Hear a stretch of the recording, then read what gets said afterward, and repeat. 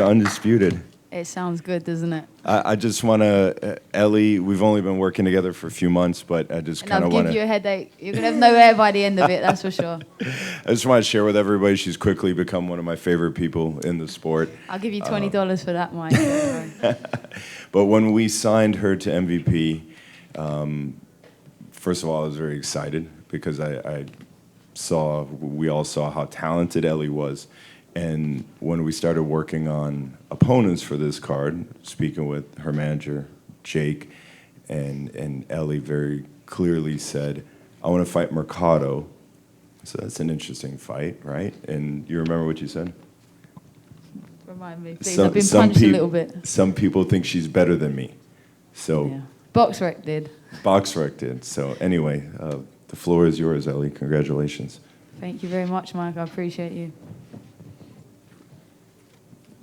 Questions? Congratulations, champ, on a big win tonight. A similar question like I had from Rama. You unified some belts, so what would you like to do next? Would you like to go for Undisputed or get some title defenses in? Do you know what? My nan, I always mention her because she was my biggest fan, and we always said complete the collection, so I'm one step away from Undisputed, and that's what I want next, and then I'll be moving up to do the same at Furbo for sure. Thank you. Ellie, Kevin Garcia, a.k.a. the Puerto Rican Kid KG.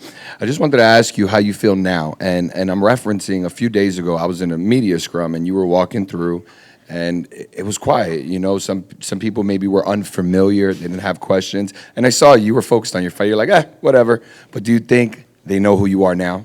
I'd like to think so. I felt like, thanks to Netflix, MVP, they gave me a platform where I can really announce myself, and I felt like I did that tonight. And like I say, this is such a big journey with them, and I feel like this is just the start.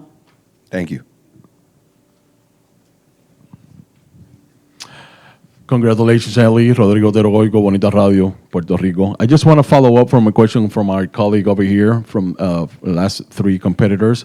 What is your position about the 12 3-minute rounds or 10 3-minute rounds? Hey, listen, 11-0 and I ain't got a stoppage, so I think I'd get a stoppage over 3 minutes, and my brother would be a lot richer. He's lost a fortune on betting on it, so yeah, if we had 3 minutes, I'd get a stoppage. That's my excuse.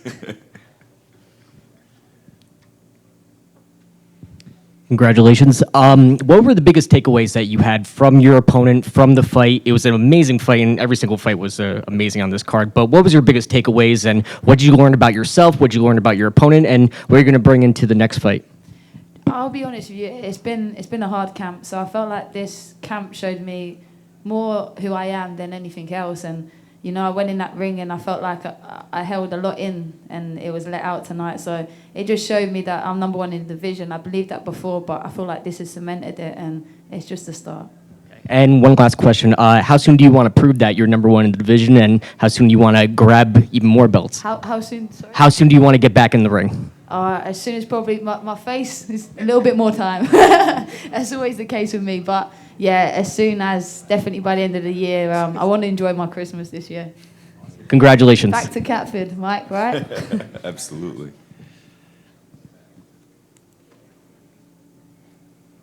Any other questions? Hi, Lee. I've already offended you with my Premier League socks, so I apologise. I'd go sockless if I was you. Brighton who? You seem very family-orientated and very humble. And if you're okay to talk about it, you mentioned in the ring about your friend. And I just wondered, as difficult as that is, how did you get through that, and how has that motivated you to get where you are today?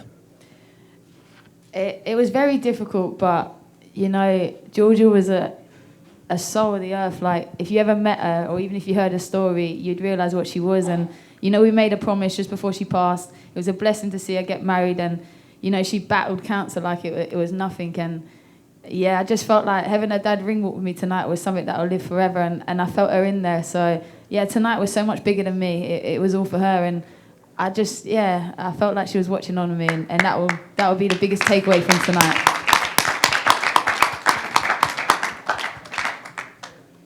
All right, thank you, Ellie.